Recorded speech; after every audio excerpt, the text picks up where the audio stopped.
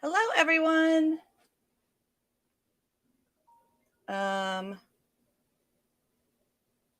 Hopefully Christine was calling me because I am going live. Christine Breen, if you're in the house, yep, I was just having a little bit of connectivity issues. Sometimes that happens. Like you want to go live, it just doesn't go right away. I'm finding that other lives, so I think next time I'm learning from this, you create a little video that's got like a countdown or something like facts or whatever, maybe 15 minutes beforehand. Schedule the live to go live 15 minutes beforehand, but in the information and everything say, hey, it's going to go live at like 7 o'clock, but then it'll go actual live 6:45. I didn't know that. So I'm learning how to do this. But at the moment, my current system is basically like 1 minute before I try to get everything going, and I like click go on StreamYard, click go on YouTube. And they don't really teach you how to do these things. You kind of have to like live and die and figure it out as you go.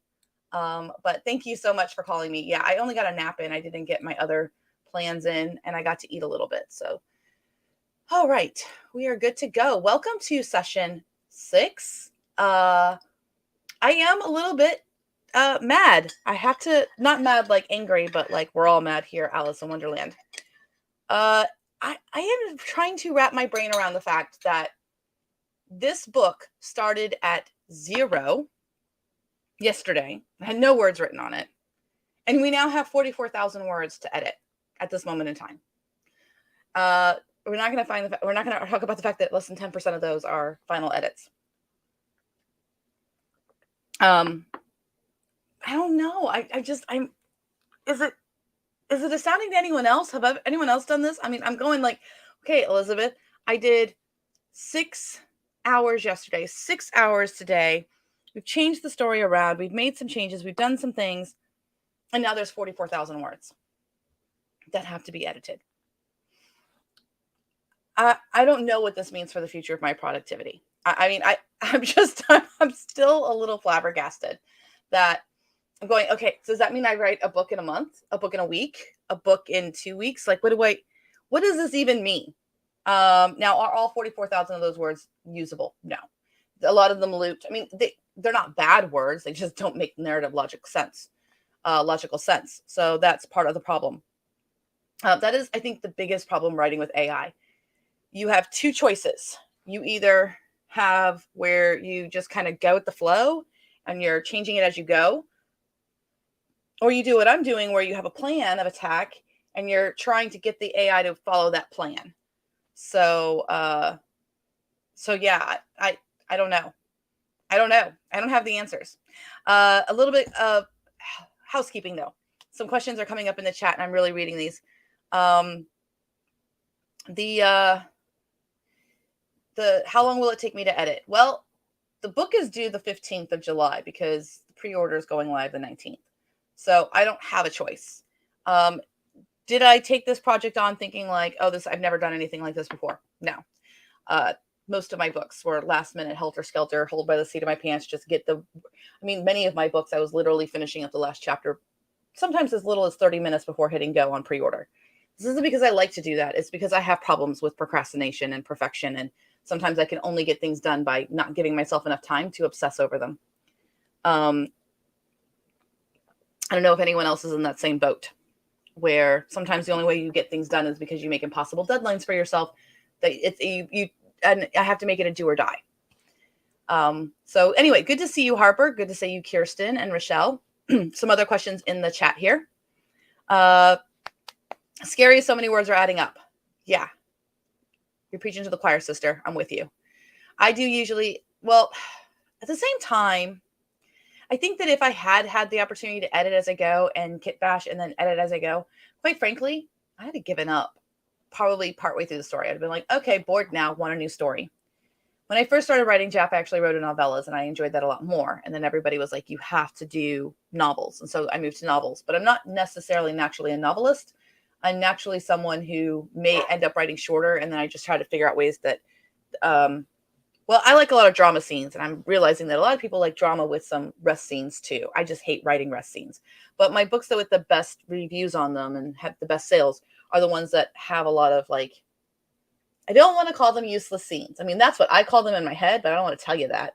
But the scenes that I'm just like, oh, another walk around the garden where we're going to talk. Like, I want action and I want reasons to be there and I want drama and I want this person mad at that person and I want, I want to be by the seat of my pants in a book when I'm reading it, but that's me.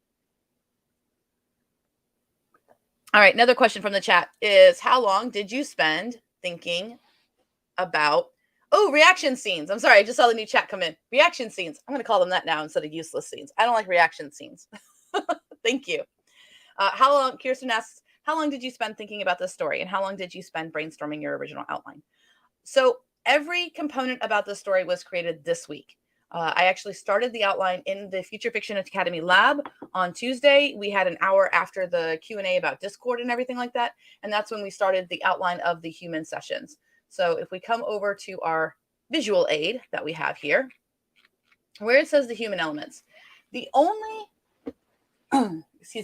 the only part I knew about this story was a year ago when I set the pre-order, and it was originally going to be called the Netherfield Girls, because I was imagining this story mostly taking place at Netherfield Park, and there being a lot of cool back and forth between Caroline Bingley and Elizabeth Bennet of this, that, and the other, and them fighting over Mr. Darcy and it being very comical. I still could write that story. That's not this story anymore. This story kind of morphed this week when we actually sat down to write it, because I was influenced by the idea of, there's a song by Monica and Brandy called The Boy Is Mine. Now, this is from the late 90s, 98 to be precise. This story is not based off of that song. Like, I didn't take the song lyrics and ask AI to like give me a story for this. Not at all. I just remembered loving the story of these, just that energy of the boy is mine. That I can remember growing up, my father having an issue when he found out that I call boys. So I'm part of this generation that was kind of part of the, no, girls can call boys. My parents grew up obviously in the, you wait for a boy to call you. And now my daughter's generation is, it doesn't matter who calls who. They probably aren't, nobody calls anybody because that's just wrong. You just text or you write on Discord. So I can remember in the 90s being excited about this energy of kind of women feeling possession over their mates. Now, in hindsight, or now, no one should feel possession over their mates. That's not a good idea. But it was kind of like one of those things, like the pendulum was over here, the pendulum shifted over here, and now we're starting to get somewhere happy in the middle. But anyway, I just like that energy of the boy is mine. So I changed it to the gentleman is mine. And I think people of a certain age and, stuff will read that line and go, oh, kind of like cotton on to maybe just like a memory of that story. Now in this story, Mr. Darcy's not dating both girls. And in the Boy Is Mine music video, for example, the girls find out that they're both dating the same guy, and they're simulating an argument about it in the song. And then at the end of the music video, they both are together at the apartment when he shows up and they slam the door in his face. So again, that's not the story of this story. Number one, it wouldn't work in Jeff if I have if I have Elizabeth Bennet and Caroline Bingley both slam the door in Mr. Darcy's face. That's not going to work. So that's the song is just vaguely a inspiration, if you will. I think that's the best thing, though, when you are just inspired a little bit, just these different things that can spark an idea and go, oh, I like that energy, but let me twist it over here. Or let me flip it this way. So literally Tuesday was when I finally kind of put together my thoughts on this. So we have gone from Tuesday to now, idea, fully fleshed out outline, chapters, characters, dialogue, and 44,000 words. So does that answer your question, Kirsten? You could have Elizabeth slam it on her own partway through. Oh yeah, 1000%. I might still do that. I don't know. I think that's a different story. I don't know. How could I get a door slam? Yeah. Could be fun. Might be a little bit too hard. I think that's more of like after they're married. After they're married, you could have her door slam because he's done something idiotic and stupid.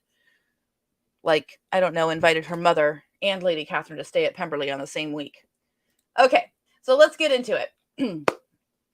I'm feeling a little bit more energized. I have some cinnamon tea that is one of my favorites, Henley and Sons, I think it is.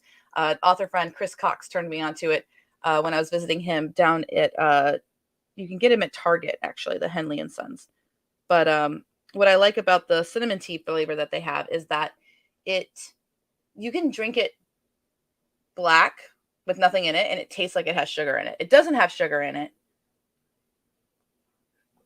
but it tastes like it does because of the cinnamon flavor. It kind of like tricks your brain. So it's really kind of cool. Cool tea. They're not paying to endorse this video. I don't get anything from it or anything like that, but it's like a little orange tin that you can get it at Target. Cinnamon tea. It's very good. Okay, so let's figure this out. When we left off, I was like down. I was really just overwhelmed. I'm really going to be glad to look at this experiment and go, oh my gosh, it's really cool to see all the ups and downs.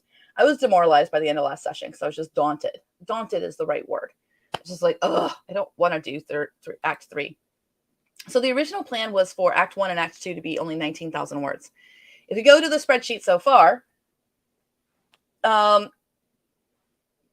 excuse me, the best estimate would be this most accurate prose run. That's probably most in line with how I write. But there's a little bit of add-on because I'm very verbose when it comes to AI. The AI helps me write the parts that I don't like to write. And so then I still bring my own self into the mixture. And that's why I end up kind of overwriting with AI. When I don't have AI, I'm actually an underwriter. And when we edit, I have to put things in. I've never been someone who's an editor that I've had to take stuff out. So now I'm in this weird editing mode with AI. It's a very weird thing because you're doing both. You're putting things in and you're taking things out. It's back and forth. So right now, all we have is chapter 1 edited. And I'm going to put in quotes chapter 1 because quite frankly, these chapterizations, they're not going to work. The final book that I publish, I'm probably going to break up these scenes and everything like that so that they're individual. I mean, I could do an entire chapter that's 3,200 words, but that's a lot. I don't generally like to do that. I like to kind of just signal the passing of time by having a new chapter. Makes it a lot easier. So that is that situation. So I'm at 25,000 words roughly at the end of Act 2. So I'm about 6,000 words in the guesstimate stage ahead of schedule here. Now, grand total, we do have 44,000 words. That's because I've been running everything through Best Prose and Story Engine as well. The next time I write a book, I might try to use just like ChatGPT exclusively and like pants the thing, which we could do. But today, that just takes a little bit longer for me. And it's a different methodology. Now, where we left off, we have a outline and it's a mess. I got to Act 2 and then I was having it try to write what's next. So we're going to just edit this thing inside of Notion to fix the outline. I'm just going to manually fix the outline. So I was trying to fix the outline and then we had the revised outline here at 1637. So that's the one I'm going to pick up. That was at the end of the last one. This is what we have so far. So I'm going to go ahead and label this. Please. Act 1. I'm actually going to put it in Sudowrite format here. And this is Netherfield Park. So I know, and then a colon. So chapter 1, chapter 2, chapter 3, chapter 4 is all Act 1. And then this one is Act 2. I just know this. And this was Longbourn. Visitor. Or how about Mr. Collins comes to town? Mr. Collins appears. Mr. Collins comes to Longbourn. That's what we'll call this section. And now we are at Act 3, which I am calling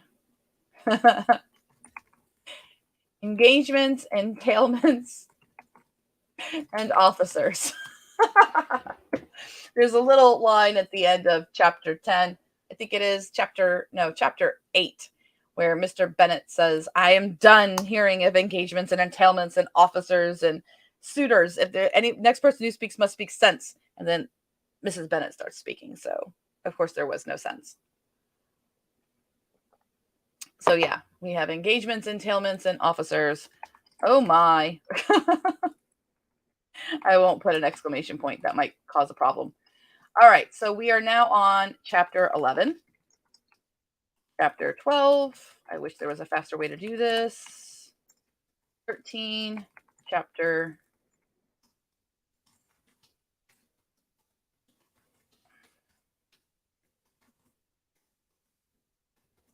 16. Now, at the end of chapter 10, there was a thing that happened where Mr. Bingley, I decided, gambled with Mr. Wickham. So Mr. Darcy left after giving her the gift, and they didn't talk in the garden because Elizabeth is, all conflicted. She wrote a letter to her aunt.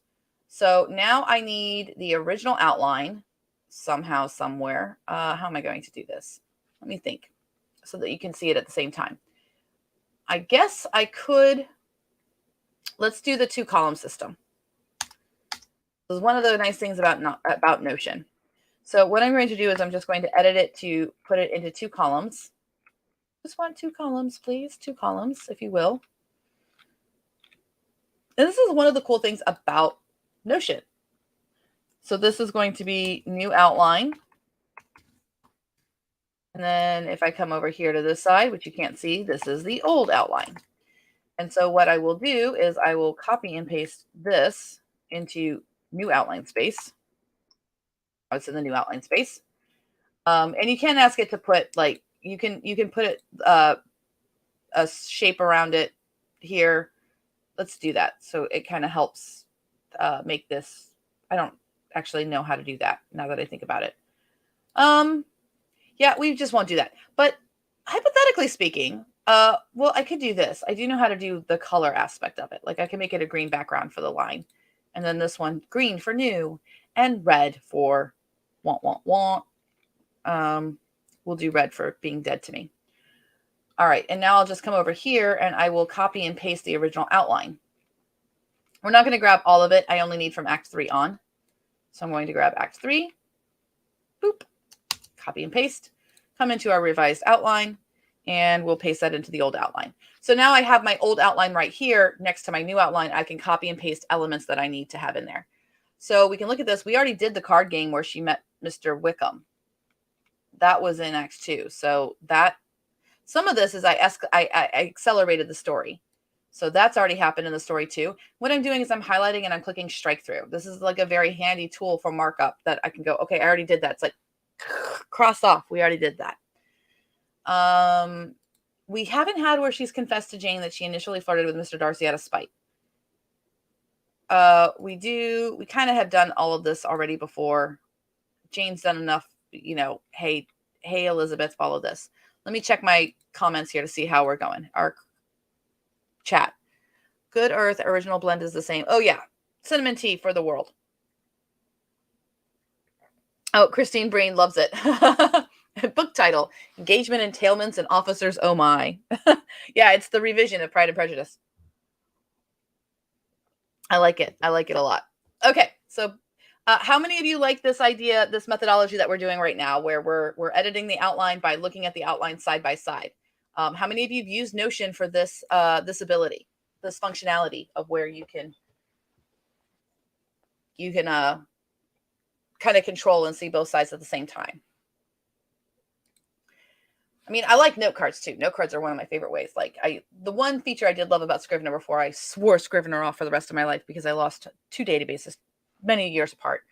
I did love their note card system where I could color code things. I love a good color code. Matter of fact, I think I'm going to start color coding in Notion. Yeah, that's the next book. I'll do that. This book, we're on a time schedule. Okay, Mr. Darcy and Mr. Bingley meet with Mr. Bennet to discuss the terms of the marriage contracts. The gentleman proposed marriage with a 3-week wait for the wedding. The banns are read at church. Lady Catherine has to announce, denies any such engagement. Before the Netherfield ball, they come together. The Netherfield ball takes place. Okay, well, we know that Act 4 is when they propose. Why? Because Act 5 is, okay, yeah, so it is time to ratchet up the action. We need to get through this. I'm looking at the chat here. Kirsten says she just discovered columns accidentally yesterday when she dragged a paragraph down in the wrong place. Yeah, Notion has really cool things. I love outlines, or I love this thing. And you could actually do 4 or 5 if you want to. If you do 4 or 5 columns across the way, then you can kind of like have different ideas for different storylines or maybe books in a series. That's another way to do it. And it's not quite like Vellum, but you can move things around like cards. So I guess and I'm sure Vellum has, or not Vellum, I'm sure Scrivener has the ability to do like boxes, because there's a gallery view. So there's ways to make this a plotting tool. I will find it out. I know there's Plotter. There's a lot of great plotting tools out there. I love the people at Plotter. Cameron and Ryan are awesome friends of mine. But the idea of being able to work with Notion and being able to work with the AI right here, because it's right here, this is kind of cool. I've actually never asked the AI to help me plot on Notion. It's kind of a good idea. Let's see what it can do. Okay, so here we have it in scenes. We're going to stick with chapters. Where are we? So we just had chapter 10. Mr. Darcy's not there. I'm going to have to fix all of that. And Mr. Bingley did that.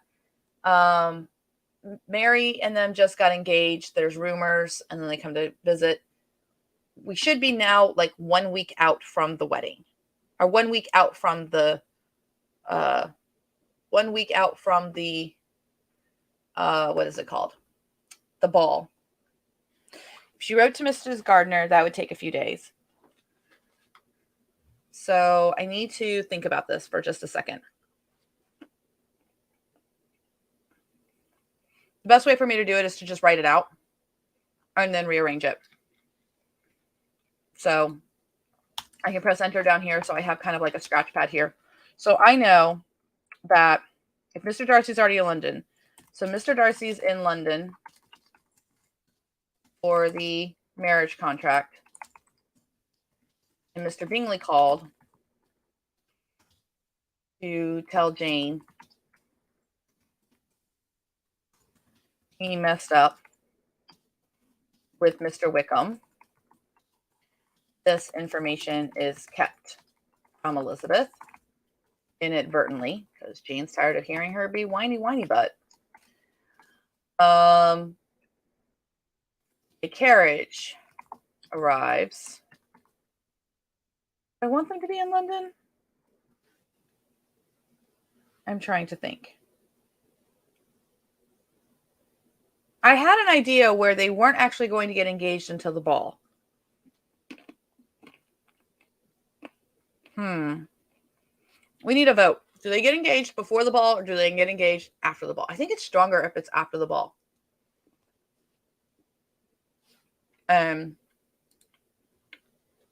This is the hard part. This is the part of this book that I hate, the middle. The middle's so hard. And part of the problem is I don't know what the ending I want. I don't know if I want her to say, let's think this through. She's a character in this story who made a rash decision and got a consequence she wasn't expecting. She was mad at Caroline Bingley, and there's actually not been anything for her to fall in love with Mr. Darcy about. I mean, he's handsome, and he bought her a book, and she threw that gift at the bottom of the trunk. This is where my subconscious usually saves me at the end when I'm writing the last few scenes, and I'm like, oh, that's why I did that thing. The gift in the trunk, by the way, is a illustrated copy of The Taming of the Shrew. So it's going to be like, gold gilded pages and all that. And that's called, James Scott Bell calls that like the Q factor. Like it's something that you plant early in the story and it becomes important later on. So she still needs to get, let's see here. So we know Lady Catherine has to arrive and cause problems. Oh, I know. When Darcy started the courtship, he signaled for, yes. Okay, so I just need to figure out what's happening off screen. Now it's coming to me. Okay. When this is all off screen, or I'll actually add these chapters in, it'll make for a better story. And then that way it's stuff that the audience knows, but Elizabeth doesn't. I love to write dramatic irony. It's one of my favorites. Okay, so off screen at the moment, Mr. Darcy arranged for Georgiana to come to London because he began a courtship with Elizabeth Bennet, escorting her is Colonel Fitzwilliam, his cousin, and guardian. I mean, I know all this stuff. I'm putting this for your benefit. Guardian of Georgiana as well. Okay, so he left NP, Netherfield Park, a day early because with Wickham in the neighborhood, PD, Georgiana Darcy, cannot come now. It's a problem. Okay, I know Lady Catherine has to arrive and cause problems. At some point, Elizabeth receives, this is actually part of canon too. She did ask in a letter from her aunt about, it's later on in the book. Receives a letter from her Aunt Gardner detailing how wonderful and amazing Kimberly is, that they plan to visit in the summer, and perhaps things are decided between Elizabeth and Mr. Darcy by then. They could stop to visit. Like, of course, let's lay down even guilty. But she's heard nothing of. And this was very real for the time period, by the way. You basically would, the only thing anyone had was reputation. There was no background searches. There was no way to know if someone was a pedophile or someone was married to somebody else. I mean, all you really had to go on was reputation and what other people said about somebody. So, which reminds me, I don't write enough crime in these books. Like, I don't write it, like, so many criminals would have probably taken advantage of that situation. Perhaps if things are decided between Elizabeth and Mr. Darcy by then, they could stop to visit. Okay, cool. So that's a high point. I'm trying to like contrast, like, when does the sequence have to happen? This is not necessarily the sequence it's going to happen in.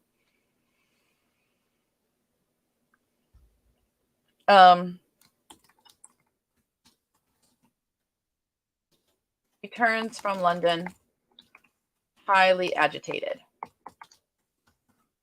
Lady Catherine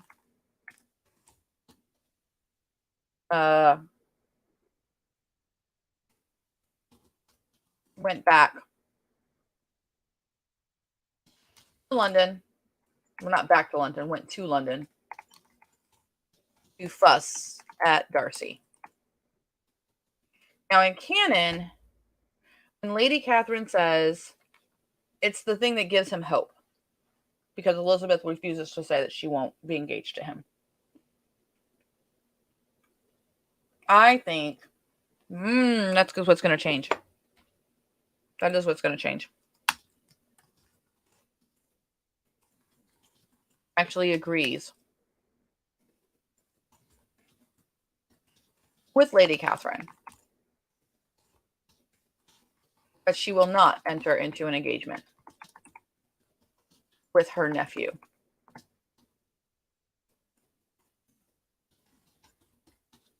A woman can be assured of that. Lady Catherine offers money, consideration for her pain. And Elizabeth laughs at her and states that she would never take a penny, a farthing,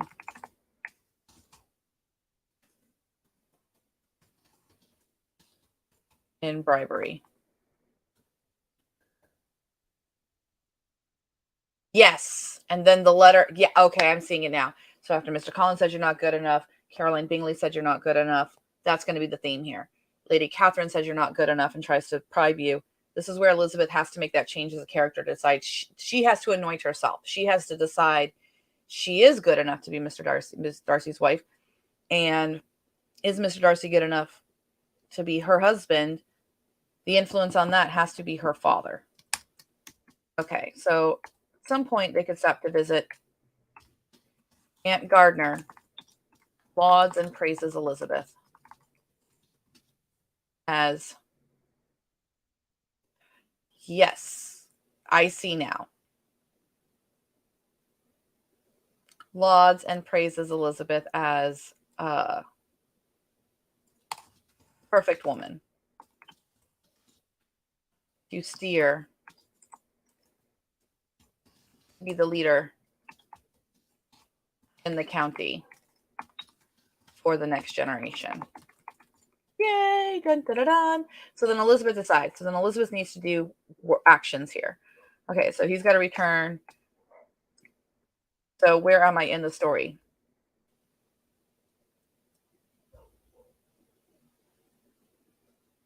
Oh, when he returns, he's mad because of what Lady Catherine said. Okay, I like it. I'm still trying to think here. So when would Mr. Bingley become engaged to Jane?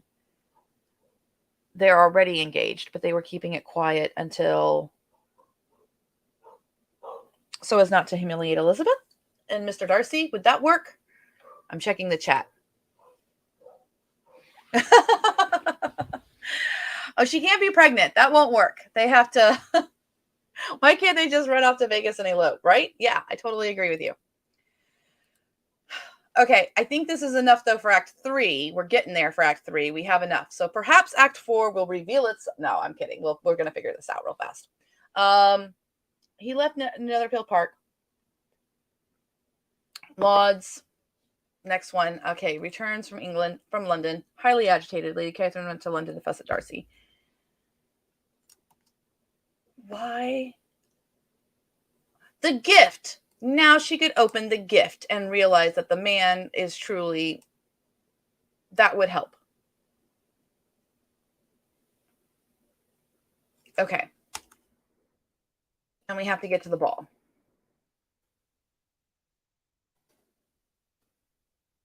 Yeah, the story can completely change. Okay, now I think Elizabeth needs to talk with Jane. Elizabeth corners Jane, who is crying in their bedroom. Elizabeth, oblivious that she might not be the only person with a problem,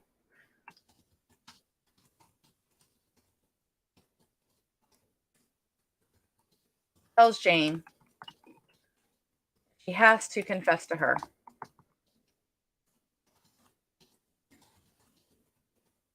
Misgivings about Mr. Darcy.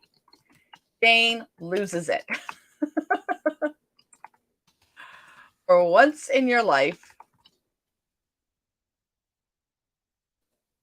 because Jane is so like everybody else but me first, not me first. And now for Jane, for once in your life, can you not possibly figure something out on your own? Jane, I mean it, Lizzie.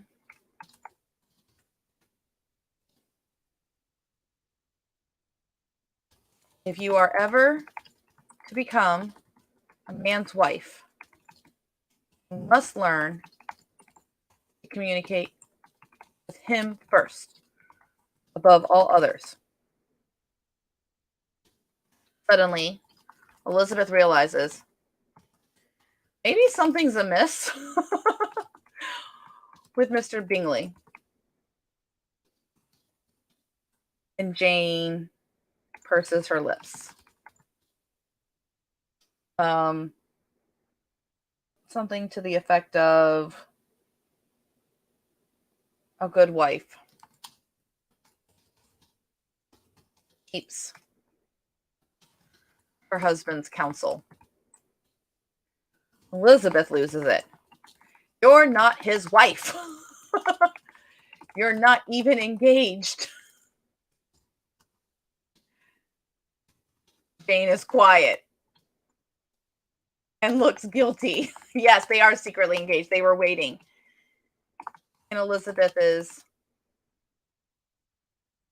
floored. That's not going to be the period word. Mary and now Jane. Oh yeah, this is really funny. And this is very, very much The Gentleman Is Mine. It kind of works on all kind of levels here.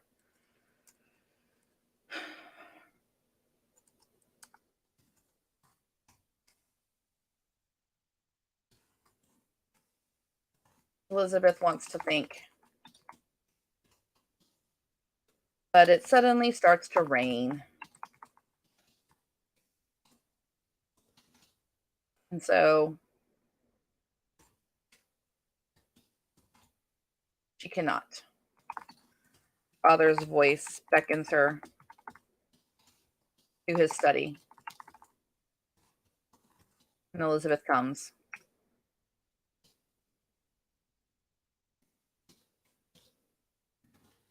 Where he finally allows her unburden herself. This is what it says. Elizabeth confesses to her father. There it is. It makes sense that she would confess to her father rather than Jane. So this is what the block was. And this will end the act because this will work.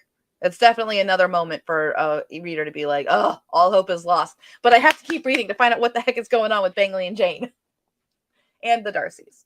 Sorry, my allergies have been messing up with me so bad this week. All right, we're getting there. Let me check the chat. Oh, thank you for saying you like to watch me figure it out.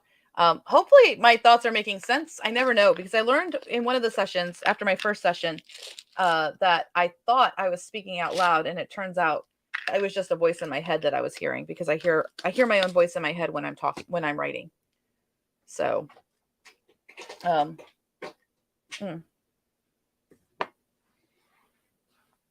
I beg your pardon. I had to take a Benadryl and get my dog. Lovely. Come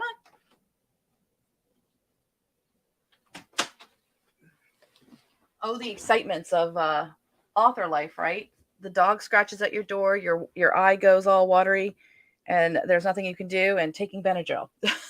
It's a very exciting life to put on YouTube live. We keep it real here at Future Fiction Academy.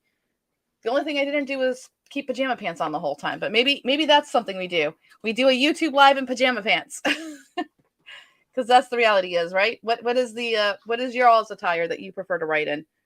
You can let me know in the comments or obviously in the chat. Yeah. Okay, I am speaking out loud. Okay, good. I did learn though in session 1, I thought I was speaking out loud and I wasn't, because I watched it and there was like periods where I'm quiet and I was like, oh, I thought I was talking. Nope, it was in my head. I could hear the words. So it's pretty funny. The other funny thing I have with my brain is I pretty much, I don't have a full memory that I can, like a photographic memory, but like when I would take tests, I could recall what the textbook page would look like and where the answer was. So I do have a very photographic inspired memory where like everything I can read, I can usually remember it like it's a photograph, but not my own writing. So when I go back and it's so weird. It's almost like I was in a coma while some other persona was writing. And then when I go back and read the book, I'm like, I don't know who wrote this, but it's really good.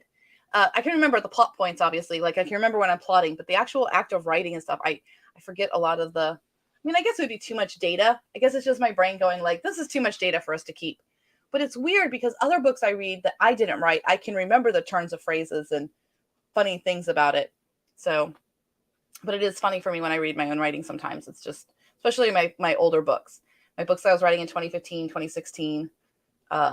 It's a pretty weird experience. Do any of you read your old books and you think you're going to go back and cringe and hate it, but then realize like it's not so bad. It's not so bad. All right. Thank you, Kirsten. I'm not alone. You write this way too. I call it plantsing. Yeah, pantsing and planning. And oh yes, that's how it must be. Exactly. Tara sharing below the waist is off limits in Zoom. I may look decent on top, but pajama pants and dogs. Yeah. We need to write this into more fiction. Mm-hmm. Your books make you laugh and cry. I know. I still cry. And I do laugh at my own jokes. Okay, I'm not alone. I love that I know you all, because I'm not the only one who does this. So everyone else, there's a whole group of us that we read our whole writing and we laugh at our jokes and we don't remember writing them. Oh my goodness. So there you go. Doesn't mean that everybody has to be that way. The wonderful thing about being an author is that you find your tribe and you'll find that there are groups of authors like you. And no matter how unique you are or what you need for your process, there's probably other authors who need that same thing. Yeah. I wonder the same thing, Rochelle. I am the same way. I think it gets even worse the more books you write.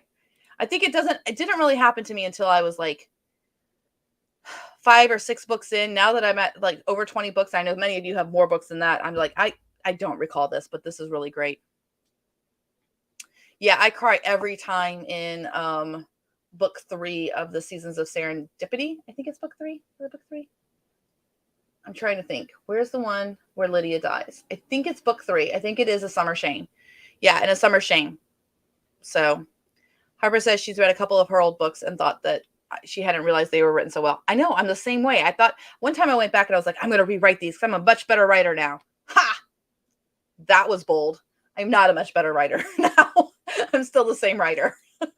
I probably have improved some areas, but that was a little bit hubris on my part. Okay, so Elizabeth wants to reign. She finally confesses to her father. This whole mess started all because she was angry at Caroline Bingley. And that's going to like ebb off because I don't like to do that. As you know, Bob. No, my readers know what happened. And so they can imagine kind of like what she confessed to her father and all of that. She still hasn't opened the gift. But I think that this is a lot for any person to go through. To have people say to your face, you're not good enough. You're not good enough. You can't have this. You don't deserve this.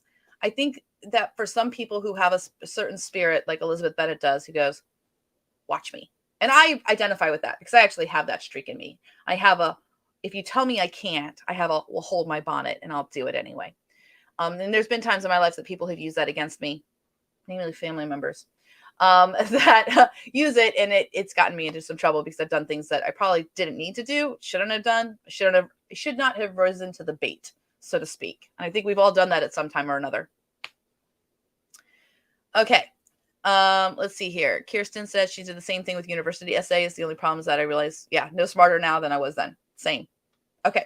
I think we have enough for Act 4, though. So now I'll start figuring this out in the sequence. I don't think this is exactly the sequence it needs to go into.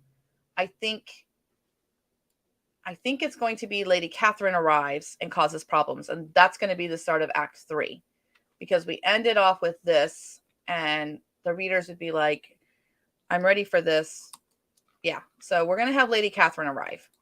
So chapter 11 is Lady Catherine arrives and causes problems. Elizabeth actually agrees with Lady Catherine that she'll not enter an engagement with her nephew. Well, we can be assured of that. She'll never take money in a bribery. Okay. So that finishes that off. So I scheduled that. So strike through. Bloop.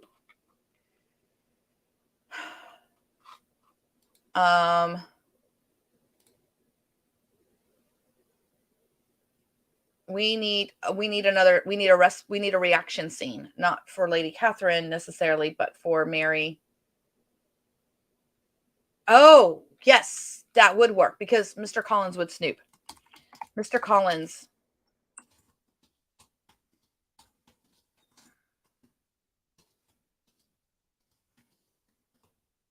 Lady Catherine.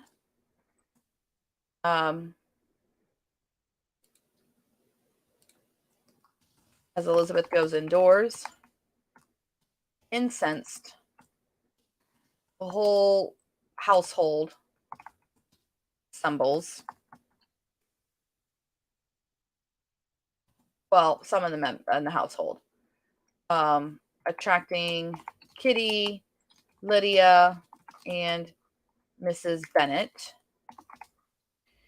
Collins comes in and tells his cousin how wonderful, how intelligently she has decided to conduct herself by declaring herself ineligible for Mr. Darcy. Lady Catherine was most pleased upon leaving. Yeah. I am certain, all pompous. More pompous. This will all come out in the beats anyway. Attracting Kitty and Lydia.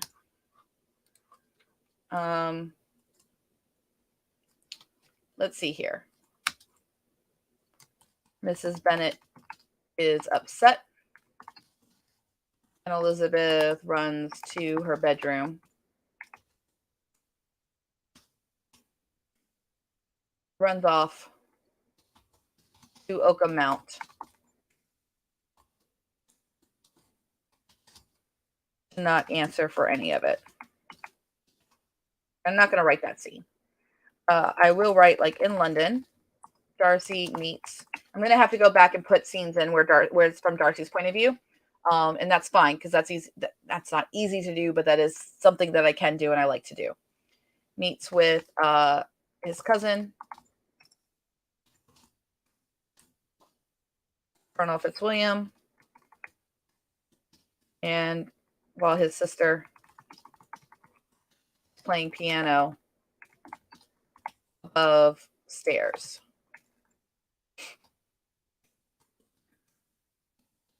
The colonel is angry because there was promise of a ball, eligible ladies, and now Darcy is saying he and Georgiana must stay in London. Darcy explains about Wickham being in the neighborhood, being in the area. And Colonel Fitzwilliam wishes they could bring him to some justice, some kind of justice. Okay. Lady Catherine arrives. And she tells Mr. Darcy not to worry. He never needs to go back to Hertfordshire. She has taken care of it. That fortune hunter will never bother him again. She made sure of it. Colonel Fitzwilliam, I know, because I can see the scene in my head, so I'm just writing it out. Colonel Fitzwilliam asks if Lady C offered a bribe. And she snips. And Mr. Darcy believes she is saying she did. So he asks, did she take money? And Lady Catherine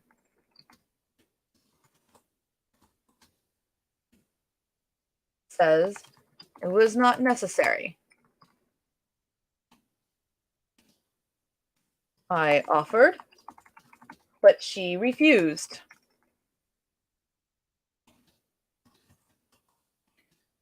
But she said she would never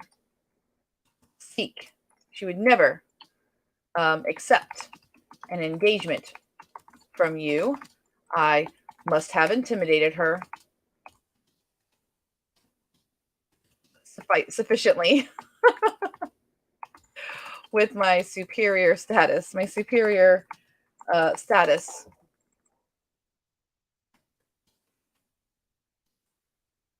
Mr. Darcy groans. Oh, poor Mr. Darcy. All right, chapter 14. So we have this scene. I kind of explained this out for the solicitors, and we kind of hinted at this. So we got that. Okay. So Elizabeth went to Oakham Mount, and then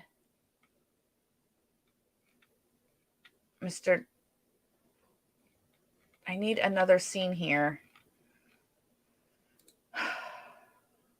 The first Sunday that the banns are read. That will work. Mary and Collins are already engaged, so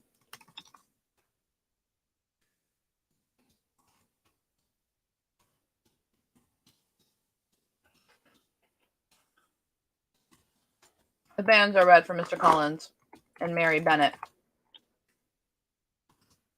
Oh no, I should change that. That should happen up at the top. That should happen in that week where where the rumors come out. That was in chapter 10. I need to add that to chapter 10. That's a note. So let me go over here to chapter 10. and put a note here to myself. Also, the bans should be read for the rumors to spread in Meriton. So all those rumors have to happen at church. That's an easy setting change. Okay. Not easy. It just is a change that I need to make at some point. At some point, Elizabeth received a letter from Mrs. Gardner. So do we have enough passing of time? So we had Elizabeth. We had Lady Catherine. We had Mr. Collins. She runs off. We have London. As a reader, what do I want to have next? I want to know what's going on with Elizabeth. Actually, now that I've written it that way, I want Mr. Darcy to go running over there. I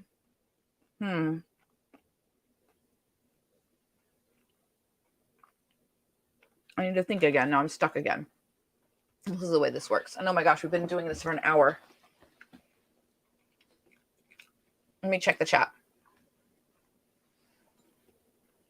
Oh, good. I'm happy to hear that, Ingrid, that you're seeing how to use all the different AIs. Yeah, it's a really cool way to show how I'm organizing, not the most organized writer in the world, but I try my best. What happens if I'm reading this as a reader? I've been on this roller coaster, and I think like we're getting to the point here.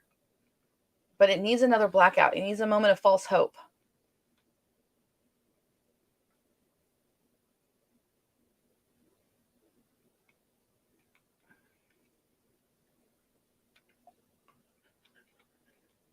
Okay, I'll have this. I'll do this because it needs to be like life. Okay.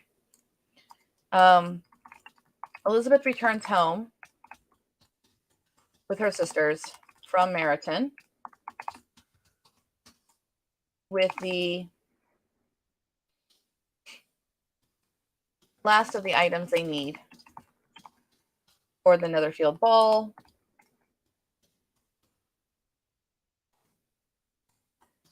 Saying farewell to Charlotte Lucas.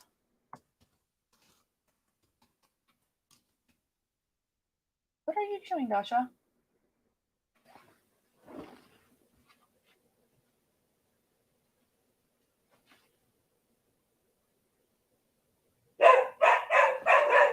Okay, that's fine. You're going to kill it. She's going to kill the stuffed animal. Okay, sorry about that. My dog had something she was chewing on. And sorry for the dog barking. That's Kira. That's my parents' dog. My parents are out of town, so Kira is just very on high alert. Saying farewell to Charlotte Lucas as they reached the turn in the lane. She spies Lydia and Kitty. So she returns home with Mary.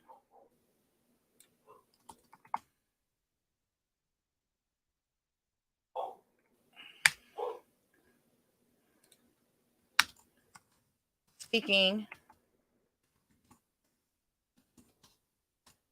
to two officers down the lane. As they approach Longbourn, Lydia announces how Mr. Wickham was so thoughtful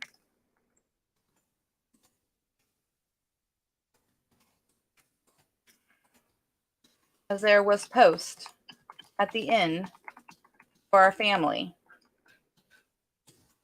Elizabeth leaves her sister, go inside, and there on the side table is a letter for her aunt, Gardner. Oh, how about this? For half a moment, she thinks that perhaps it was from Mr. Darcy.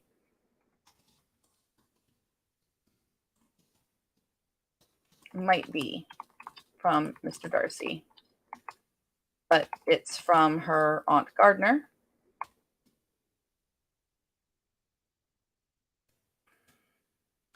And I need all that lauding thing. How wonderful and amazing and all of this other stuff. All the things. So we have that there. I got that one done. Strike through. And now the Jane thing. So she'll corner Jane.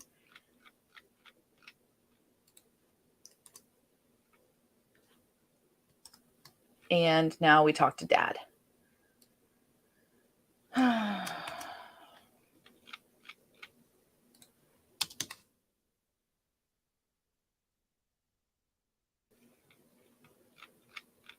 Especially as he's going, yes, Mr. Bennett, because he's gotten involved. Mr. Bennett's voice beckons to her to a study.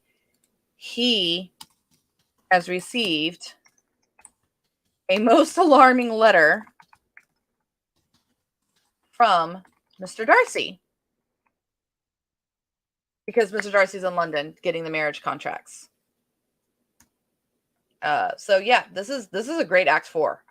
Oh shoot, we're not even at Act 4. We're in Act 3. Great Act 3. I'm here for it. This is feeling like we're at the point of like, okay, are they going to get together or not? I mean, everyone knows they're going to get together, but you really do have to make readers feel like maybe they won't. They don't, but you don't ever actually not have them get together. That does not work.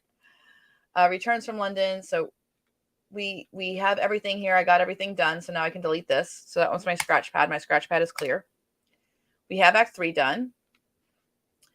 They meet with Mr. Bennett. We don't need Lady Catherine. This is all done.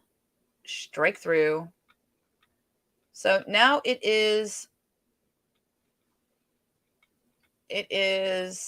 Act 4. It's time for Act 4.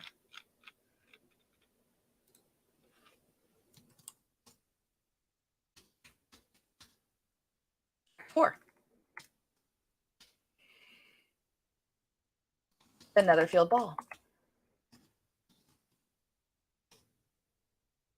Okay. So now I've got to figure out everything I need to have happen here. All I'm going to end up doing in this session is figuring out the whole rest of the story. I believe you can use the free tier, not for the AI stuff. The AI stuff you would need help with that.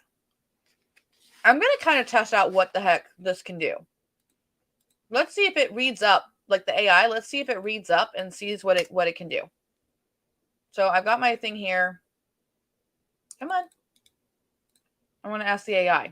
Oh, space for AI. So you press space. I'm going to click continue writing. Let's see what it comes up with. Wait, AI is temporarily unavailable. That's no bueno. Try again in a few minutes. Uh-oh. Is OpenAI played down? Let's see. Oh, I'm sorry. I'm eating on live camera, but I was not cut out for 6 hours of live stuff in a day. Sorry you see me eating. Are you working? Yes, I'm operational. I'm ready to work with you. Cool. Well, while I have you,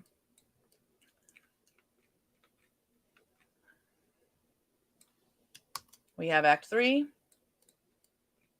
and we have Act 1. Let's see how ChatGPT handles it. So I'm going to put in Act 1 or Act 1 through 2. I'm going to put in Act 3 that we have so far. And then Act 4.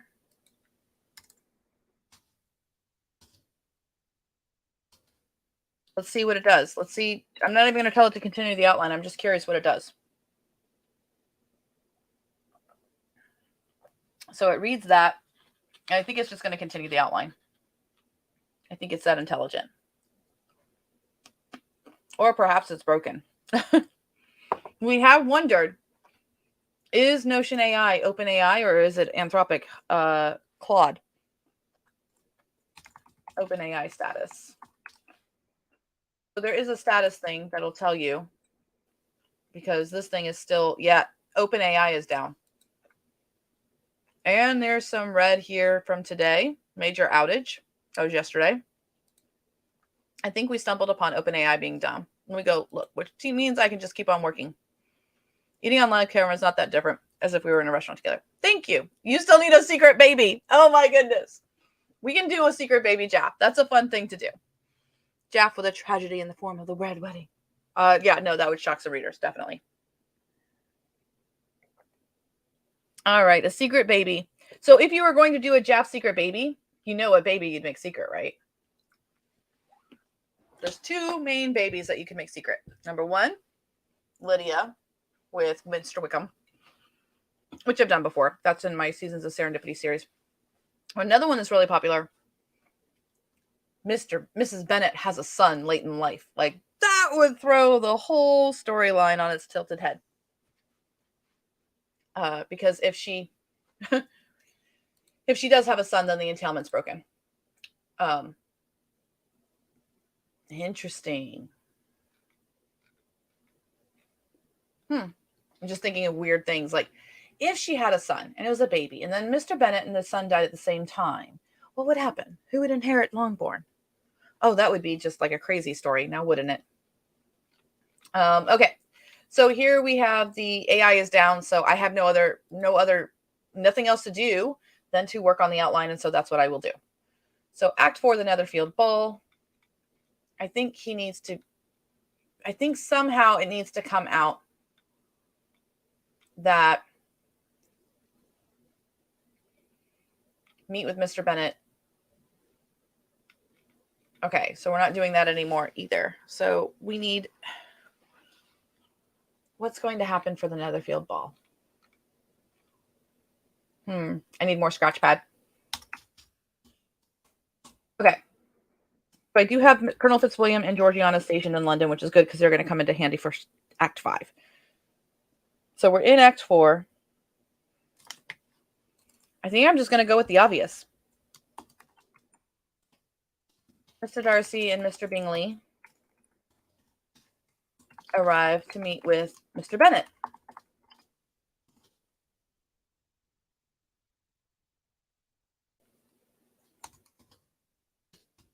And Jane is somber. Jane is still not talking much to Elizabeth.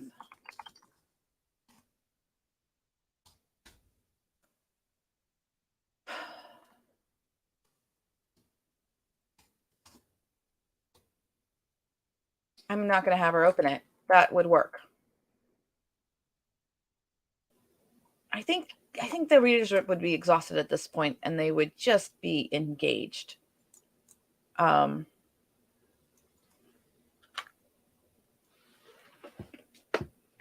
Mr. Darcy never find out that the only reason she sought him out? I think that comes out at the funny end. Yeah. That's a confession at the end of the story. That's in the epilogue. Mr. Darcy and Mr. Bingley arrive to meet with Mr. Bennet. Jane is still not talking much to Elizabeth. Mrs. Bennet is complaining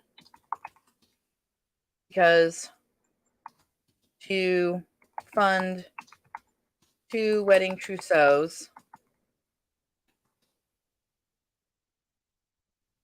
3, Elizabeth finds a way to finalize things with Mr. Darcy. I think I just need to have them talk. Yeah.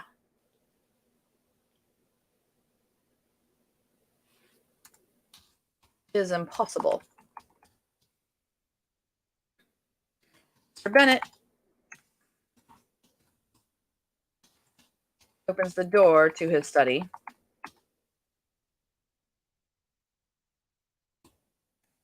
After Mr. Bingley comes out to speak to Jane comfortably. And then as she goes in, Mr. Bennet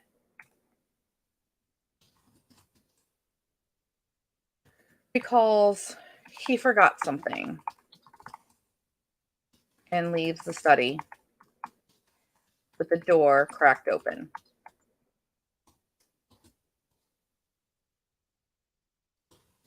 Darcy and Elizabeth have a terrible time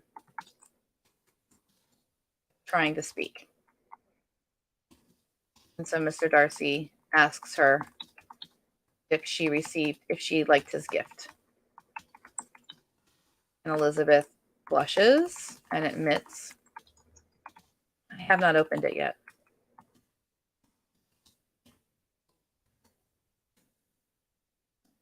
Mr. Darcy asks why. And Elizabeth sighs and leads him over to the window and suggests they have a frank conversation, like they did at Netherfield Park. So I don't know what's going to happen in that scene until I actually write it, but I think that's a very big turning point. And I'm not really sure until I get there. So that's what I know. I've got that much information. I know that happens in Act 4. That's chapter 17. It's a big chapter. Sometimes this is where like my planting methods come. Okay, I'm going to read the chat here. Hat's a story by sleeping through the night, so I don't know if this would work, but it would be funny if she told him in the epilogue and he's all, yeah, honey, I figured that out a long time ago. Yeah, I think I'm going to do that. I'm going to have that Caroline Bingley is going to tell him that Caroline's going to tell him that she's only pursuing you because I told her not to. I already had planned at the wedding breakfast that Elizabeth goes up to Caroline Bingley and tells her, I should be thanking you. And don't worry, there's still another Fitzwilliam available. And she points to Colonel Fitzwilliam. So basically, Colonel Fitzwilliam, I think, is going to marry Caroline. So I didn't make Caroline terrible in the story. She's just kind of selfish. And quite frankly, I would love a story that is about Colonel Fitzwilliam putting down, like putting a bratty Caroline Bingley in her place. Because he's actually of wealth. That's what he grew up in. And she is from trade. So she came into new money. So yeah, we're definitely going to have that in the story. I think that that's very helpful. Okay. So it's 8:09. Let's see what we can do. Let's see if Sudowrite, or let's see if it's working now. It's weird that it was working. It said that it was working and it's not. Regenerate response. Let's see if it's back. Oh, it's back up again. Oh, it just goes straight to the ball. Well, that makes a lot of sense.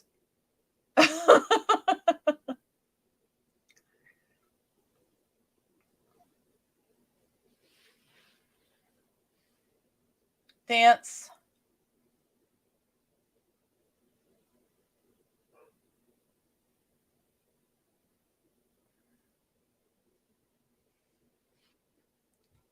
They have a heated discussion.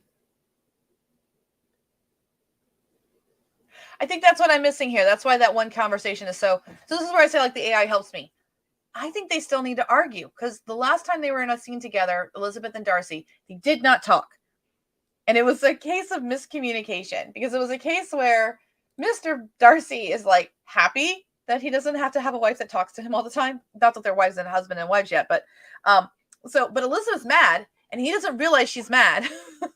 So I think that this is where they need to have an argument right here. They need to have an argument. Yeah.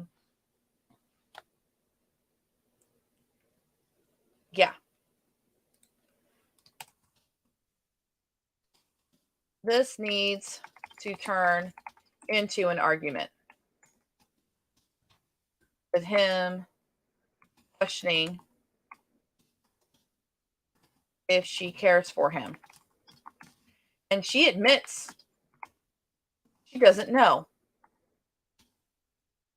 Yes. Oh, this is hotness. And see, the AI did not give me this. The AI didn't say to do this. It was literally the thing that said here, like they had to have this more argument. I was like, oh, that's what I'm missing. Because I was like, I don't want to end it right here. Like they would just sit there and they would talk with each other. So they're going to try to talk with each other. They're going to try to be rational. But whenever you're passionate about someone, sometimes you try to be rational. That was the point. That was your goal. Went out the window. This needs to turn into an argument with him questioning if she cares for him, and she admits she doesn't know. One thing leads to another, and she scolds him back that how dare he how dare he put the responsibility on her.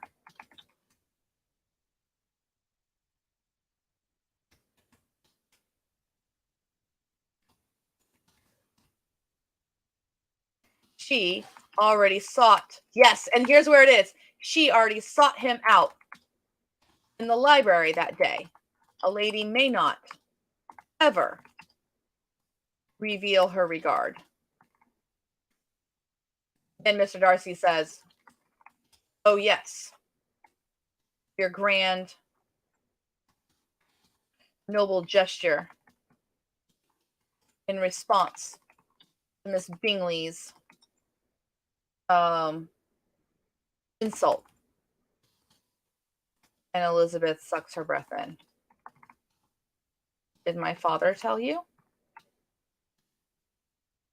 that? No. Miss Bingley was quite keen to remind me that you laughed about me when given the chance, and showed no sign of any true interest.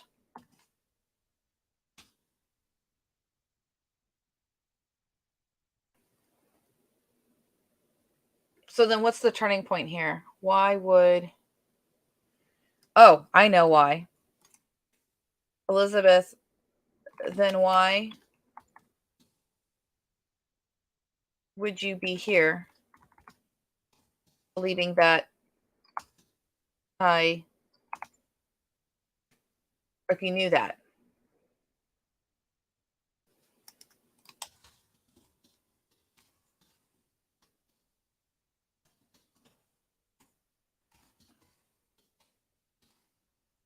Charade of a courtship. Jane and Mr. Bingley are engaged. My sister Mary will wed Mr. Collins, and Longbourn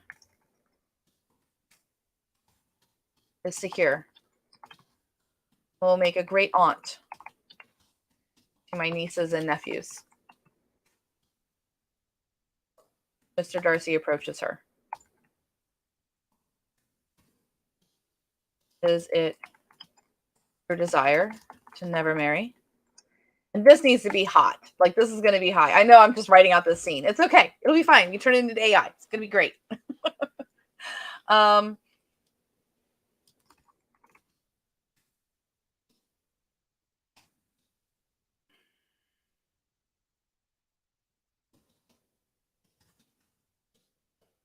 She shakes her head, barely perceptible. No, I know. I'm like playing the scene out in my head and acting it out. My heart is like my heart. I feel the emotions. This is like my favorite part of writing. Barely perceptible. I can't spell this. Why can I not spell this? Perceptible. Okay, barely perceptible. No.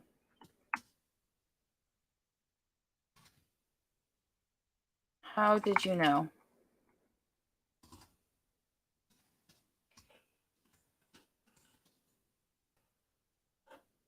Okay. And then he's going to ask her, do you hold any esteem or regard for me? Do not lie, for I already know that you do. Elizabeth is angry. And how could that be, sir? Do you read minds now? Minds and hearts now? No. You refused to take money from my aunt. Ah, so I am noble then. I have scruples. Doesn't mean that I hold a guard for you. He reaches out for her hand.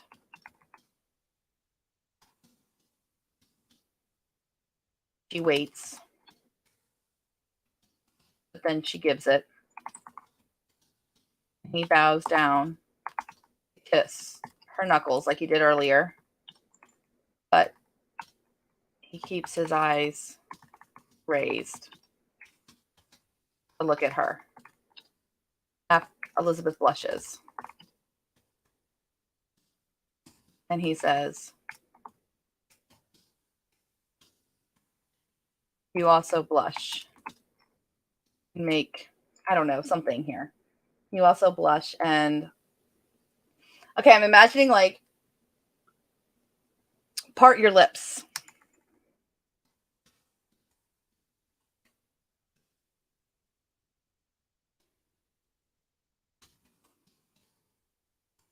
Closer to her so he can whisper.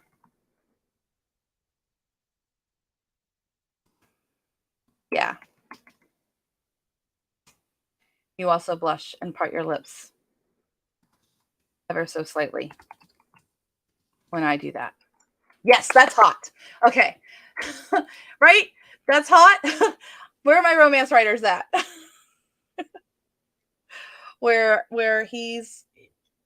they finally have this thing here and that they talk. And I think he's going to leave it at that because he's not going to push for an answer. He's not going to push one way or the other. I know my heart. Where's my Apple Watch at? Let's see. What's my heart rate right now? Where's this at? I don't even know how to work this thing. Honestly, it's very. I knew how to work my Fitbit, but I don't know how to work this thing. How do I get my heart rate on it? I don't know, but I know that I was having heart palpitations at that because that's just so cute. It's just so like, oh, that's why we like Mr. Darcy. We love a man in control.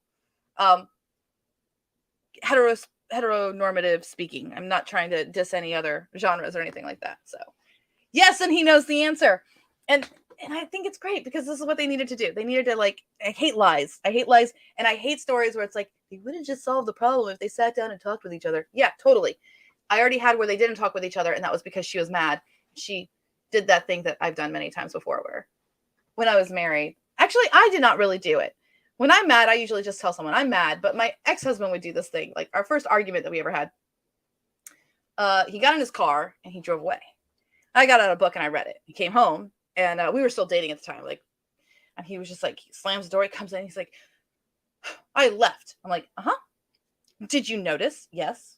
You didn't call me or chase after, like you didn't call me to see where I was or anything. I assumed you needed to get away. But anyway, I was once married to someone who was very like, he wanted that drama, and I save it for my books. I don't drama in real life. There's no reason to that. But I love this, the kiss the knuckle and lean closer. And yeah, you also blush and part your lips ever so slightly when I do that. It's the parting your lips. Like I could see it in my head. The like, you know, like you're anticipating a kiss, and I think that's gonna, like, that imagery is gonna work. Take that, AI. I'm better than you. Come up with better stuff. All right, so that's a lot for one chapter, but there we go. But this is good because this feels good. So chapter 18, Elizabeth goes upstairs.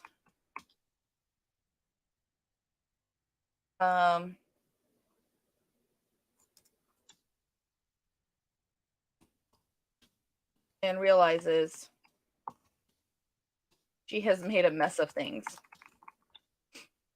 Angry with herself, she searches her trunk and digs in the trunk and digs down to find a gift wrapped with twine and brown paper. Paper she holds in her hands, an elegant, illustrated gold-leafed copy of The Taming of the Shrew. As she holds the book to the candlelight, the gold embellishment shimmers. She laughs at herself and uses her wash basin to wash her face and ready for bed. This is, well, no, it's not for bed because it can't be. I'm missing some time. I'm jumping through time. And ready for dinner. And Jane comes up to join her. And Elizabeth asks if the gentleman is staying for dinner. And Jane says, only Mr. Bingley is. Mr. Darcy returned to Netherfield Park. I don't think Elizabeth would do anything in this moment. I think she's upset.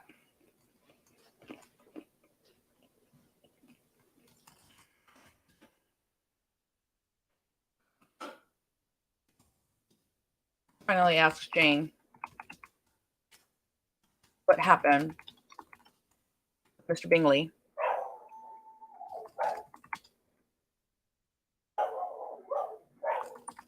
And Jane decides to tell Elizabeth how a week ago, when Mr. Darcy had to leave for business in London,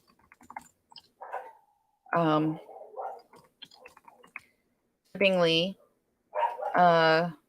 accepted the invitation of Colonel Forster to dine. After dinner, the card tables came out, and Mr. Bingley found himself at a table with Mr.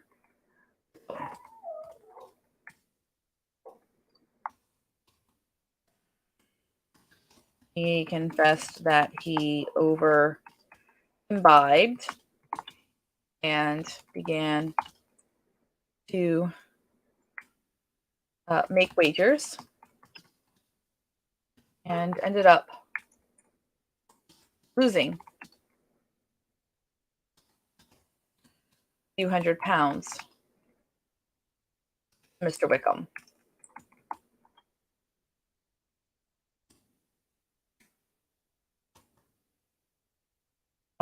The following day, Mr. Wickham and a few, what is it called? Privates, I guess, showed up to try to make him pay. But Mr. Bingley scarcely remembered what happened. Confessed to. Okay, so yeah, that's going to play out more when I write it, but it's going to work out that Mr. Darcy knows what they do. They did have ways to, like, they would poison the drinks almost, like gambling dens. Well, number one, alcohol wasn't really regulated back then.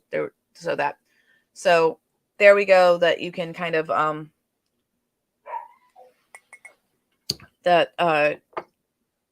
basically Mr. Darcy is going to insinuate somehow that Mr. Wickham cheated, and that there was a scandal about it.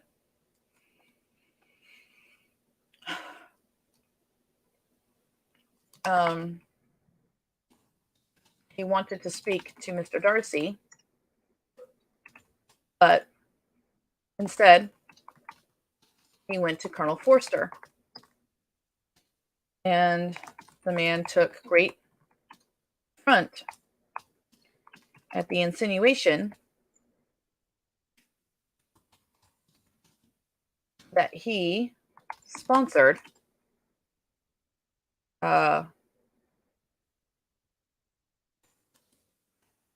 such activities in his home.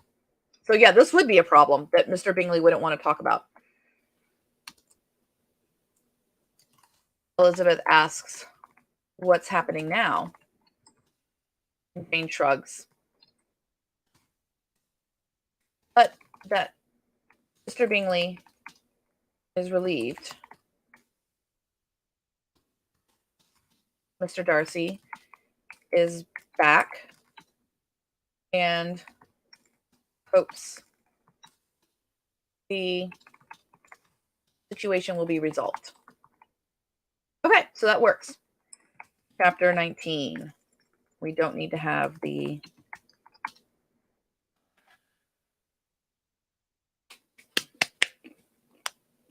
So now Elizabeth knows that Wickham is awful. Enough that she would be able to accept Mr. Darcy at the ball. We don't have to have this whole like, tell me about Mr. Wickham.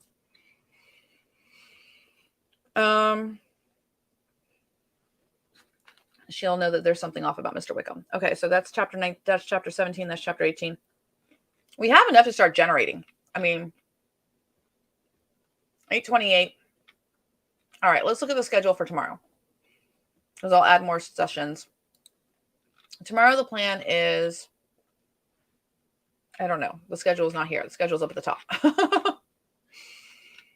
All right, tomorrow the plan is tomorrow at 3 o'clock. If I go 3 to 5,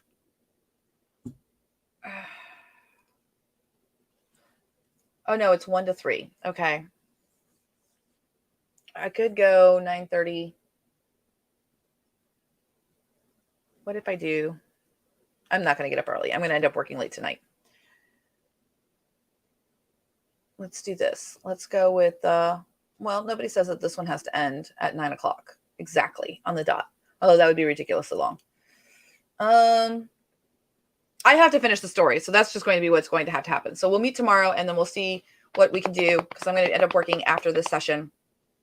Probably go to a Zoom room to work on it, which I'll share the link. I can share the link with FFA for that and in the Discord. And then tomorrow we'll do 1 p.m. to 3 p.m. I'll probably run as many chapters as I can. We definitely have hit the, I think the assignment. I've got 44,000 words with AI. I've proven that you can do that. And then I can always make an article. Like I can keep track of what I do and make a video about how the rest of it went, because we've seen the how this goes. Okay, the planting style. Okay, so let's see. Oh, you want to know how I use that? So yeah, let's do that. Let's see how one of these long scenes runs in the AI. So here's how you can do that. There's actually another technique that I'm going to pull out of my arsenal here. And that is coming down to, I keep scrolling for my outline. I'm like, it's not here. It's not here. It's not here. No kidding. It's not here. So let's go ahead and bring, oh, and my sister's asking me if I want anything from Walmart. I don't think I do at the moment, but that's okay. I'm good. I'm going to shop tomorrow. There we go. So we'll take this information that we have so far right now, because we've got a lot of chapters here. And we're just going to append this onto the bottom of here. And because this outline is so long, like this is going to be too big for, that's 2,000 words. It's too long for Sudowrite. We're going to cut it, and we're just going to bring in Act 2 and Act 3 in. So we have all of this information here. And now we'll come into Sudowrite and Story Engine, because my outline is completely able to do whatever I need it to do. We'll grab this outline, take this out, bloop, put that in. It's not 2,000 words. I measured it. Act 3, Act 2. I just want this much. How is that too much?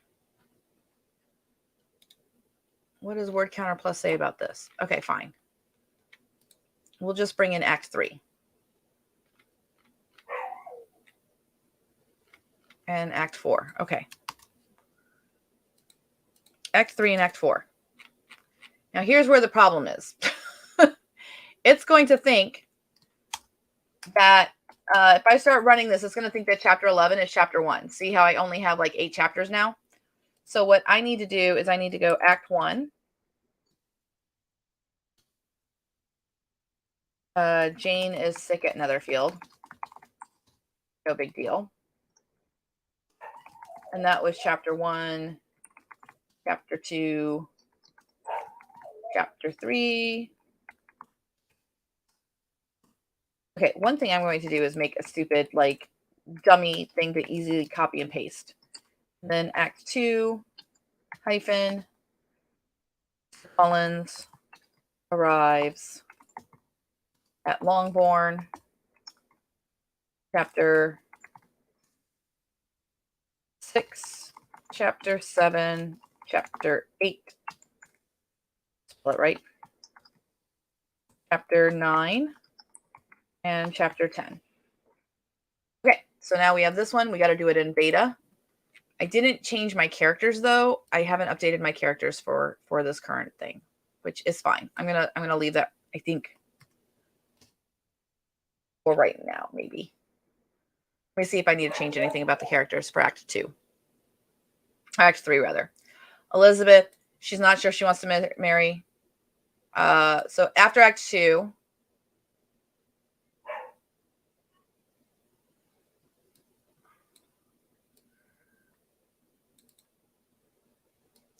and has heard distressing information about him from Mr. Wickham and seen him not be nice about Mr. Collins. There we go. Intelligent. So it's not this one now. What has he done? He is off foot. He is acting oddly because Mr. Wickham is in the neighborhood. That is the man whom he loathes. Okay. Caroline can be cut. She's not really in this one at all. Mrs. Bennet will stay in. Mr. Collins is fine. Lydia and Kitty, they're fine. Mr. Bennet, Charles Bingley. And I need to add Mr. Wickham. Mary's there. Lady Catherine de Bourgh is in there. Mr. Collins is there. Kitty Bennet, the middle sister. She's easily influenced by Lydia. Okay, Mr. Wickham.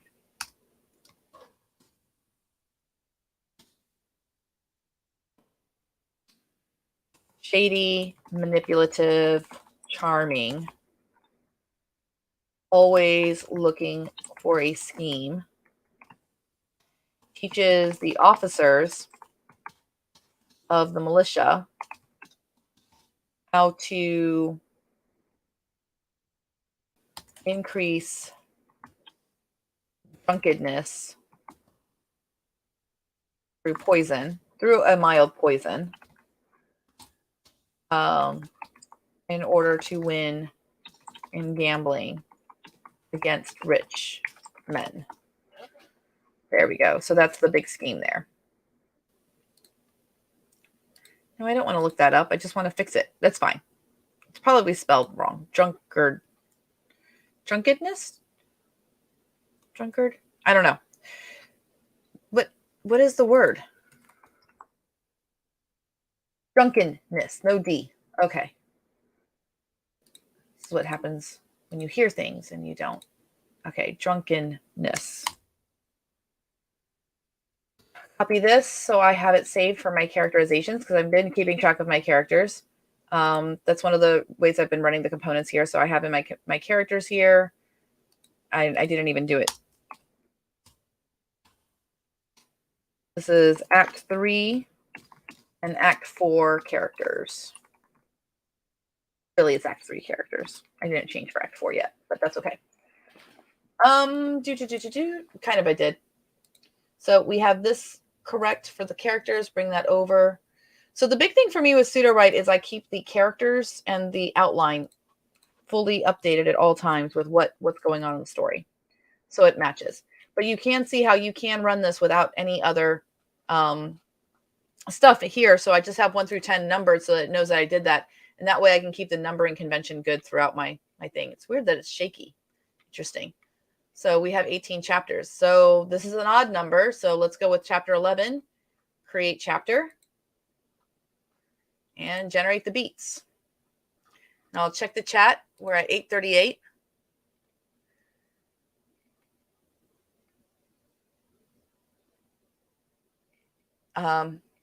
Yes, thank you. I don't need the hyphen. I just do it mostly to remind myself that when I do have writing there, you do need the hyphen.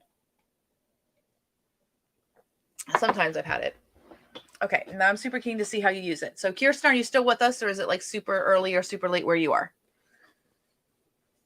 Because I think what I'm going to do is I'm going to run the chapters out of order just so that you can see, so we can see together. I'm going to run chapter 10, but that way we can see together how I guess I should run one of the longer ones first. So these are the beats for chapter 10. Expresses her disapproval. Surprisingly agrees with Lady Catherine's stance, but her own pride and desire for independence drive her to assure Lady Catherine she has no intention of entering into any such engagement. Lady Catherine, driven by her desire to control Elizabeth's actions, tries to bribe her with money in consideration for her pain, but Elizabeth's guardrails prevent her from accepting any form of bribery. Not her guardrails, her scruples. Her values.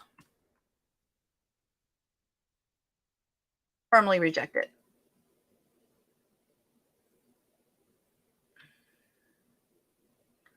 Confidently stand, refusing to be swayed. Okay. Frustration and anger, driven by her inability to grow.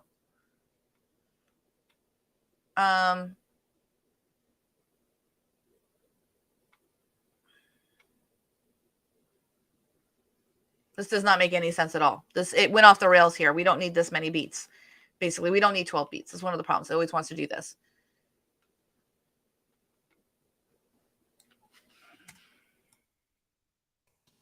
She leaves the woman in the front yard as her cousin, Mr. Collins, comes rushing out to pay homage to his patroness. Okay, that's enough information there. So we'll go ahead and click most accurate and run that.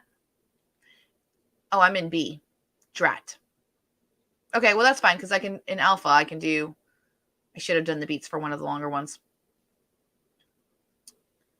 Miss Bennett.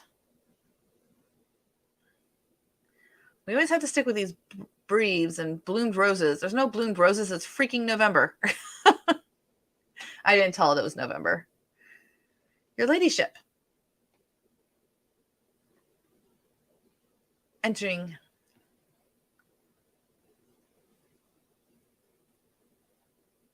Yeah.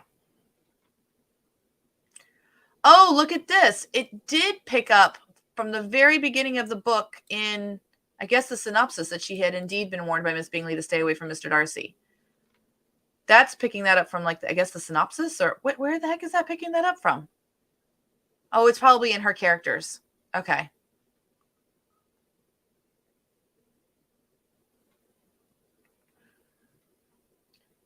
Not an unkind woman.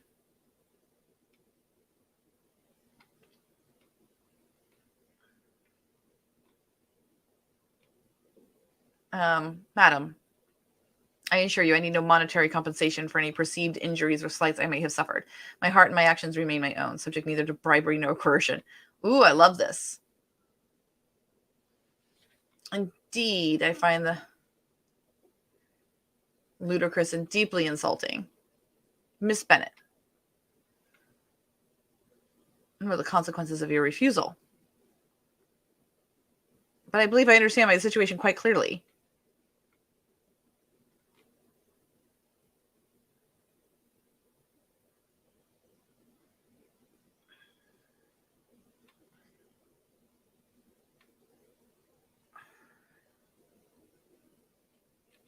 Okay, so I'll change that a little bit for what comes next in the next story and the next beat. But that's not a bad chapter, actually. It doesn't read bad.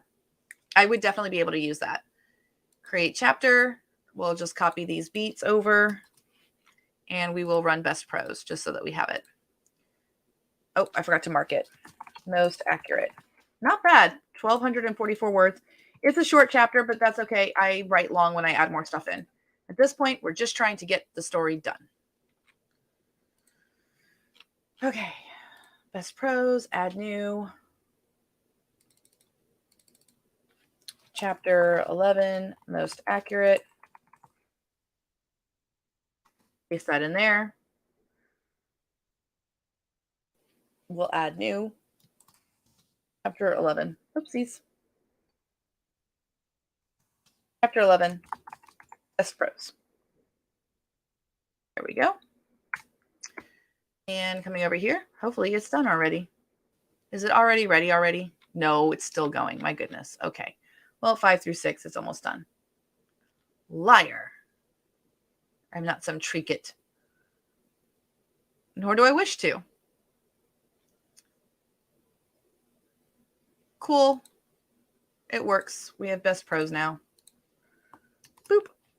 All right, let's go ahead and run the beats for a longer one. Because I could keep going in sequence, which is what I've been doing, but we do only have 17 minutes left. And I'm in the same boat of I want to see what the heck happens when we do one of these longer ones. So let's do number 20. Let's do number 17, shall we? The whole kissing of the knuckle and the I'm gonna look at you and gaze and this and that. So chapter 17, create the chapter. Let's go. This is the one that has a very long summary. And let's see what it does with the beats. And I'll check the chat. Chapter 17, please. Yes. Guardrails, thanks AI. Yeah, I'm at it's 8:44 here. So we're running chapter 17. And I think this is like the best way to end. I think that best prose is actually going to handle it better. To the point where it's going to be interesting. It's going to be a very long scene.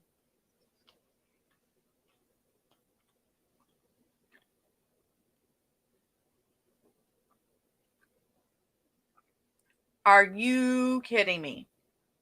No. There should be more beats for that. I'm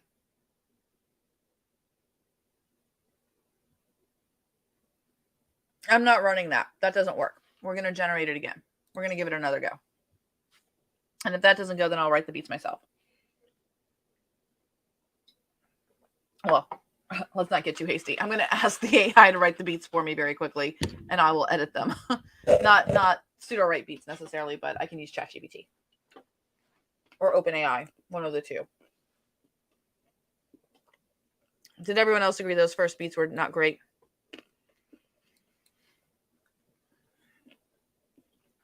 Yes, Rochelle, I could do that. That's probably what I'm going to do ultimately.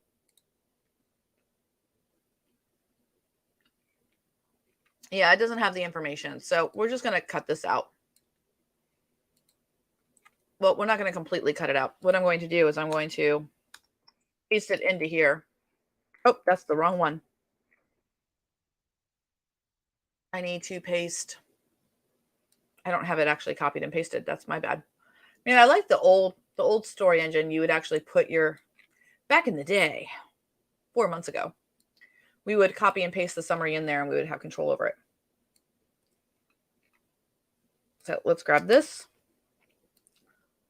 and bring it all the way over here.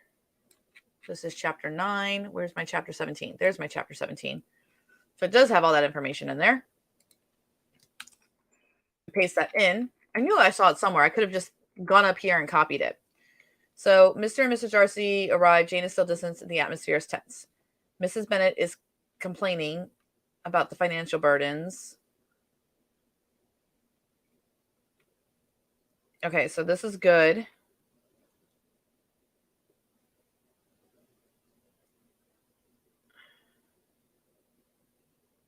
Okay, so this has to happen here.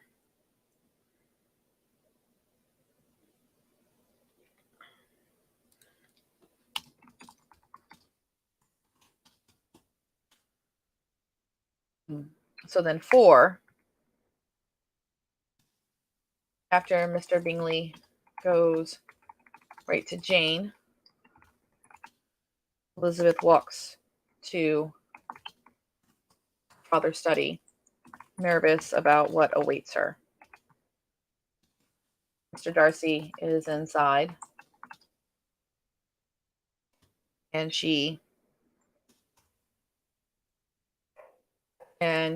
neither she nor he speaks. After a moment, Mr. Bennet recalls he forgot to retrieve something and leaves the study with the door cracked open. There we go. Okay, so that works. So I needed it to be the next beat. So this is 5. Here, Mr. Darcy. So I've already done right here.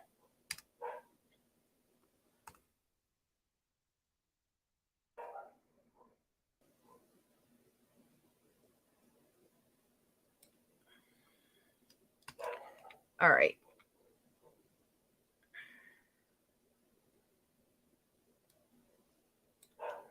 Just going to paste that in there. And then this is number 6. So I've done everything here.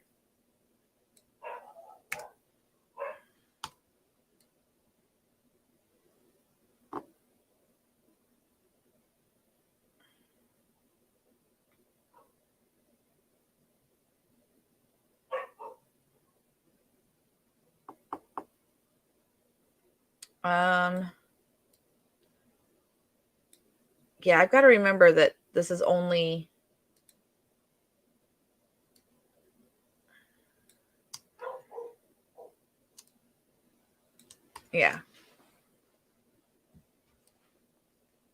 Mr. Darcy questioning if Elizabeth cares for him. Conversation turns into an argument. So the conversation turns into an argument. Okay. So that's 5 and 1, 2, 3, 4, 5, 6. You got to go by the odds. The odds is the first one. So then 7.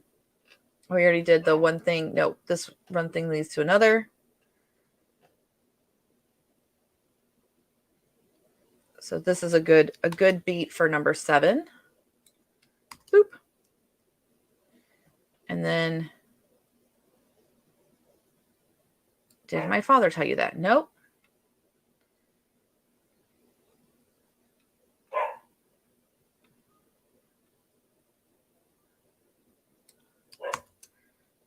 This is number 8 because it goes with that.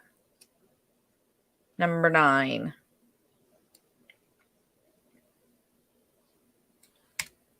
Elizabeth Waite shakes her head.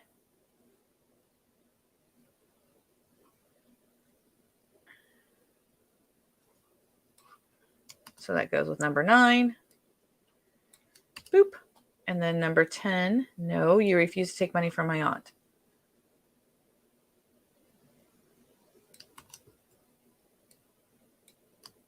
Boop. Any regard for you. He reaches out for her hand.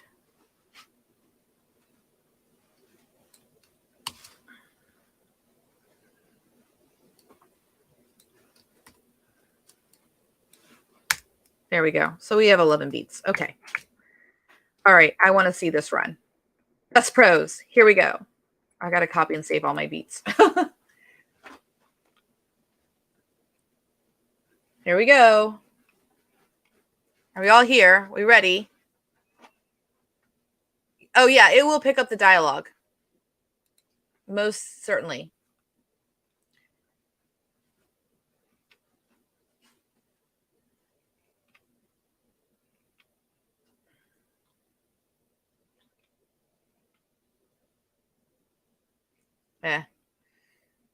It's confused and thinks that they went to Pemberley. There's little lines I'll have to take out, and that's okay. I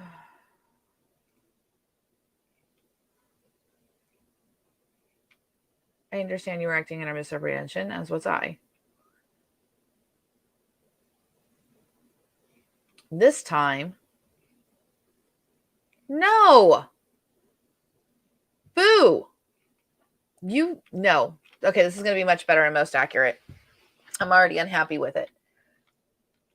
It went off the rails. It did not pay attention, and it's terrible.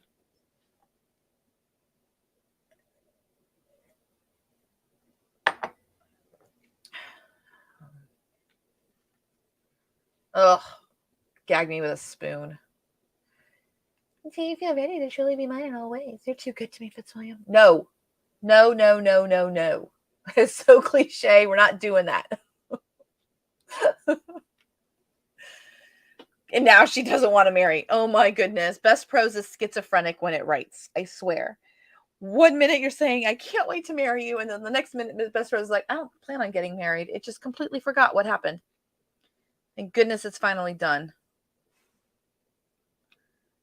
Like a tempest. But I don't hate it completely, even though it's not narratively logical at all. It is, I mean, this is a good line. I would use that, but I'd use it in the most accurate earlier on in the scene. So it gives me good material. It's the chicken soup, or I don't know. It's like spaghetti at the wall. So we're going to copy this here. And let's go get my boyfriend most accurate. Forget best prose. Okay, here we go. Now we're in for the interactive reading. Oh, a soft drizzle. I like it. I'm already for it. I'm already here. I already feel cozy. Need a blanket. Need a cup of tea to read. Mr. Darcy, the sound of hooves on wet gravel announced the arrival. Does wet gravel make different noise than dry gravel? I don't think it does.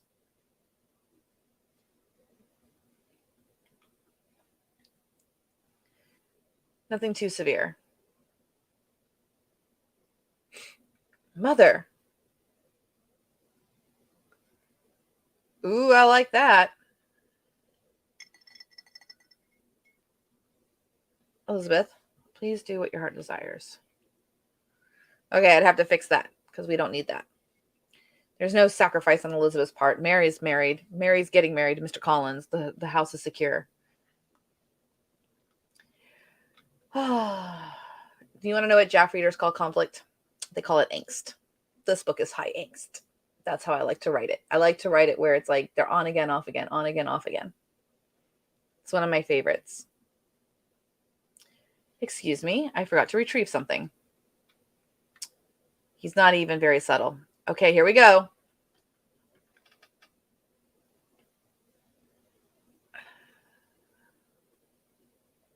Ticking in the room. Unspoken between us. Okay, I'm here for this. Break the silence.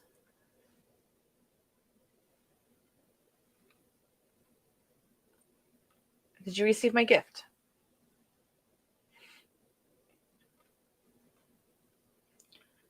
Very well.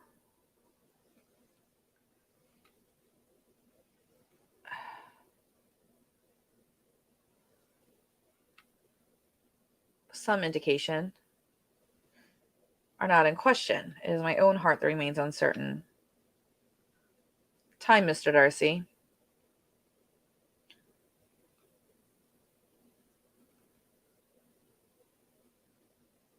How dare you put the responsibility on me, sir? Your grand noble gesture in response to Mrs. Bingley's insult. Quite the display of courage and defiance indeed. Did my father tell you that? No. Miss Bingley was quite keen to remind me that you laughed at me when given the chance and showed no sign of any true interest. If you know all of this, then why are you still going with the charade of the courtship? Oh, it didn't pick up that Elizabeth would say that. So it didn't quite, that's my fault. I didn't make that clear. Woo, it's really, oh my goodness. That, actually, I like it better. It twisted it. You'll make a great, do you see that? That it twisted it and put it on him. Put it like, you'll make a, is it your desire to never marry? That, I'm keeping it. It's better. Put it on her. Mr. Darcy, my feelings towards marriage are complicated, but it is not my desire to never marry. Then what is it that you want? Ooh. Freedom encumbered by expectation has no true freedom at all. Nah, I'll change all of that. Do not lie, for I already know that you do. Do you read minds and hearts now? Indeed not. Ah. So I am noble then. I have scruples. It does not mean I hold any particular regard for you, Mr. Darcy. To admit your true feelings. Well, that's hot. Aww. I like that line. The memory of their shared laughter. Cannot help but feel that we have been forced into this by circumstances beyond our control. Some genuine. Agreed. Okay, I'll take that out. Miss Bennet.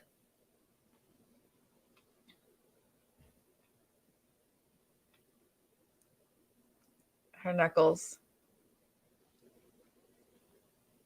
His breath warm upon her ear.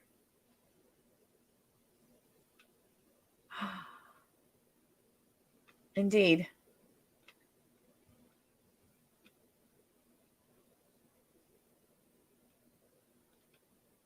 Okay, yeah, it works.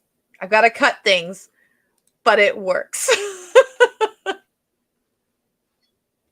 Yeah, so I've got to cut a lot. But oh my goodness, it was pieces of this were just like perfect. I'm like fanning myself over here. So sweet. Some of the pieces I'll keep, some of it was like just too much. Okay, so we need to label. Lord have mercy, do we need to label and keep that? And that officially means we have crossed over 50,000 words. It's not all sequential, but chapter 11. Let me go ahead and send this to send to doc. Now we're going to run over a few minutes and go back. Oh, this is best posed, best prose, and it's off the rails. That just signals to me that I don't need to like look at it for it to try to keep narrative logic. I just look for lines that I can use. Off rails. Okay, and then back here, come back to story engine. Get the one that made all of this worth it. We got the moment of, oh yeah, they're going to get together. Not yet, but they're going to get together. That's a really good scene for the end of, for the beginning of Act 4, I think. And this is most accurate, hot, because I love it. All right, so going to my spreadsheet, we have 3183 for most accurate, chapter 17, 3183. And I also ran number 11, which was 1244. Best prose is 1031. So this is 1244, and this is 1031. And there we go. The total is 49,947, but I forgot the best prose. So here we go. It was most accurate. The hotness is what actually put us over 50K for the weekend of generated words already. And here we go. It is 1948. And that means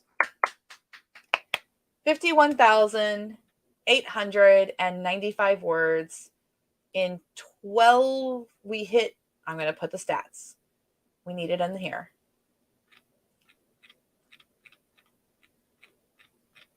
So session 6, end of it, hit 51,895 generated words. Okay, if I was to look just at most accurate, we're at 30,000, which, I mean, it's pretty good on par because I still have all those scenes of Act 3 to run. So, the next one is tomorrow for me at 1 p.m. It's on Sunday. But thank you everyone for watching. Hopefully this has been helpful. It looks like you guys like it in the chat.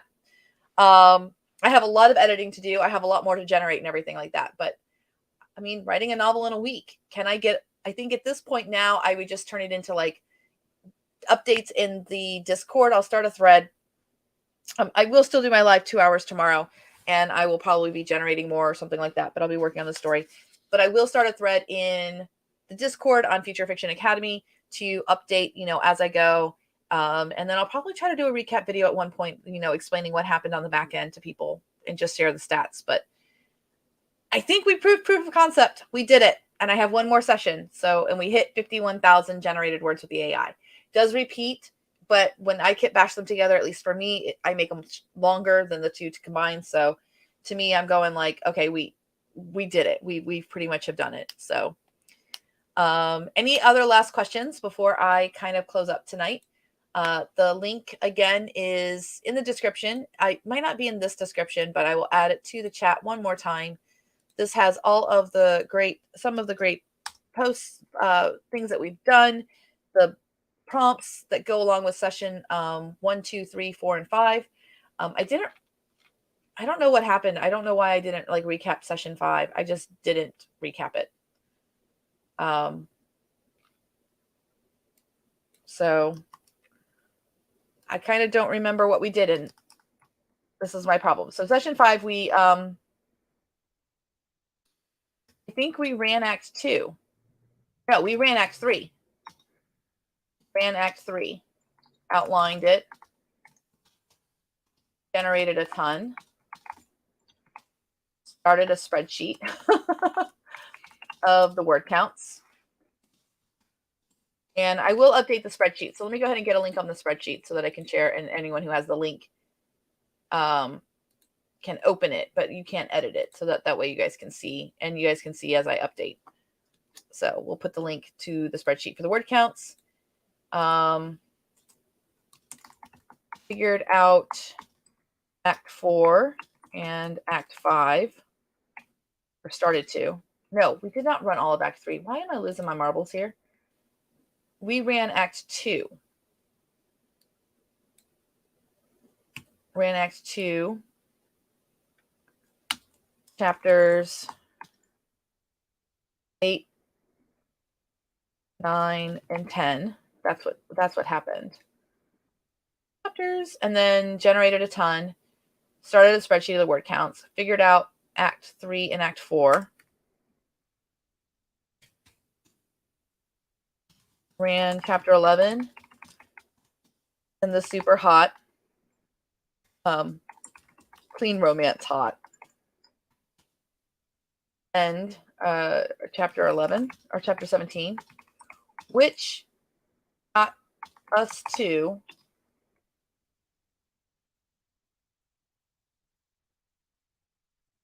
I will highlight this in yellow. I want this in a color. No, not all of that in color. I just want this one little word in color. Okay, so then you have to click the text, or maybe you click the button over here. Yeah, this color. And I want yellow. So, ta-da! That's the weakest yellow I've ever seen. There needs to be okay, we need some emojis here. Command. Nope, that's not how you get that. How do you Command Shift? Command Option. Nope. Command Shift Option. How do I get You know what? I don't need to. I can just press emoji. There we go. You can search for emojis. We need like fireworks. I want good emojis here. Yeah, dynamite. There we go. Emoji. More dynamite. Oh, and the bullseye. I like that one too. I don't really think in emojis very well. Emoji. There we go. All right. We're ta-da! It feels good. Feels good to finally hit 50,000 words generated. I've never generated that much in one. It's not one sitting, but like just a focused point in time. So, all right, I will be in the FFA Discord. I know I keep talking about it, but if you want to join the Future Fiction Academy, the link is right here, the Lab Pass one on the screen. There's also a what was I going to say? There's also a 3-day free trial. So if you want to try it for 3 days, there's over 50 lessons in there that you guys can peruse and everything like that. These sessions are obviously going to be live here on YouTube, but there's even more sessions. Like all of the sessions of me making the components. We also have other methodologies that we write with AI. You can come live 8 times a week. We offer times, all different times. So if you're in a different country and this was a good time for you, guess what? We have labs at 9 o'clock during the week. We have labs in the morning during the week. So like 10 a.m. on Wednesdays, which I know would be in the evenings for Australia. We also have labs on Saturdays at 10 a.m. Eastern and 3 p.m. Eastern. So if you were able to come basically to any of these live events, you could make a lab that we have it. But if you need a different time, you can let us know and we'll ask the group, but we'll figure out a way to make a time to accommodate you. But everything's in Teachable now, and I'm really excited because I used to run a different school, and now and Rochelle, you can remember my classes then, but there are even more now. There are set times each week, but everything is also recorded, Kirsten, and you also get a lab report. So you get everything. So just like how I've been like updating this Notion page, you would get that at the end of the lab, whether you could attend or not, which makes it a lot faster. Our goal is to work as professionals in this field where we're writing with AI and we're focused on the creative endeavors of it. A lot of the AI stuff is not focused on creatives. They're focusing on productivity, nonfiction, that kind of a thing. So we're focusing on making sure that our friends and our colleagues in the indie world and in the professional creative writing world. I mean, if you write TradPub, listen, last week I met a machine learning engineer who is on the payroll for Penguin Random House. So the big TradPubs are using LLMs, they're using generative AI. They say it's just for marketing. If that's what you believe, I have some bridges to sell you. But it's coming, it's here. I think this weekend I've shown how powerful it can be, how it can help. And it really just helps you if you're stuck. I keep likening it to like I perform like a trapeze artist and suddenly I have the safety net underneath me. So I'm not afraid. I'm not afraid to make mistakes, to get messy. Sometimes that's the hardest thing for me, to get my brain into that mode of play so that I can unlock the story. And that's what I'm finding AI works for. So yeah, 8 set times a week. And it's a great thing. We also have a Discord that's very robust. So, all right. Well, thank you all so very much. This was incredible. It was so much fun to share. We're going to do more of these. I have one more session tomorrow at 1 o'clock where I'll probably be recapping, running it, and probably sharing my plans, a little bit of what I plan to do next week with the FFA in various labs to finish off this book. All right. Have a great night, everyone. Good night.